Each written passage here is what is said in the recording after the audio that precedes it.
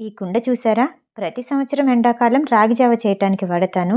లోకల్లో తయారు చేసిన కుండ. 3-4 సంవత్సరాలకు ఒకసారి మట్టి పాత్రలు మారుస్తాం కదా! అలా ఈసారి వెళ్తే అతను సిటీ నుండొచ్చాయని ఈ కుండలిచ్చాడు. ఒక్కొక్కటి రూ. 250. అదే లోకల్‌వైతే పెద్ద పెద్దవైనా సరే 150, 120కొచ్చేస్తాయి.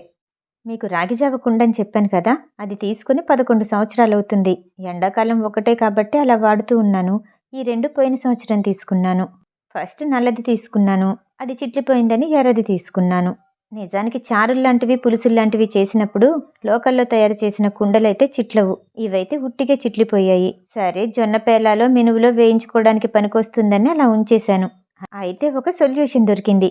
అది శ్రీలంక వీడియో కానీ ఆవిడ చాలా పెద్దావిడ, 80 సంవత్సరాలుంటాయేమో. ఆవిడ చేసింది చూసి కింద సబ్‌టైటిల్స్ చదివి నేను ఆ ప్రయోగం చేశాను. మన దగ్గర చిట్లిపోయిన పాత కుండలుంటాయి కదా, వాటి పెంకులు తీసుకోవాలి. లేదంటే ప్రమిదలైనా పర్వాలేదు. నా దగ్గర కొన్ని కుండ పెంకులున్నాయి. వాటిని తీసుకొని మొత్తం ఇలా మెత్తగా దంచాలన్నమాట. మధ్యలో కదపకుండా దంచేసరికి అలా సిమెంటులా అతుక్కుపోయింది. కాస్త కష్టపడ్డాక వచ్చిందనుకోండి, అది మొత్తం ఒక పల్చటి క్లాత్లోకి తీసుకొని జల్లించాలి. మెత్తగా వచ్చిన ఆ మట్టిని కప్పులోకి తీసుకుంటామా? ఇప్పుడు నిమ్మకాయలు తీసుకోవాలి. నేను 4 తీసుకున్నాను కానీ 2 వంతులే సరిపోయాయి. అయితే ఒక స్పూన్ షుగర్ తీసుకోవాలి, కానీ నేనెప్పుడూ కొనలేదు. బెల్లమే ఉంటే అదే వేశాను. ఇప్పుడు నిమ్మకాయ రసంతో లూజుగా కలపాలి.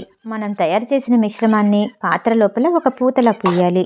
ఇప్పుడు స్టవ్ ఆన్ చేసుకొని పొయ్యి మీద పెట్టి 2 స్పూన్ల ఆయిల్ వేయాలి. దానివల్ల హీటుకి పగిలిపోకుండా ఉంటాయట. అలా వదిలేసిన పావుగంట తర్వాత అవి బాగా నల్లగా మాడిపోయాయి. ఏదో రోడ్డుకేసే తారులా తయారయ్యి గట్టిగా అతుక్కుపోయింది. ఇందాక కొంచెం మిగిలిందని కుండ వెనకాల కూడా పూశాను.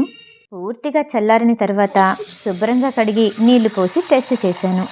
ఫస్ట్ లీక్ అవుతున్నట్టు అనిపించింది. ప్రయోగం ఫెయిల్ అయింది అనుకున్నాను. కానీ పొయ్యి మీద పెట్టి చూస్తే అవి లీక్ అవ్వకపోగా నీళ్లు కూడా మరిగాయి. నాకెంత ఆనందంగా అనిపించిందంటే నా రియాక్షన్ చూసి మా అమ్మ ఏమంటుందో చూడండి.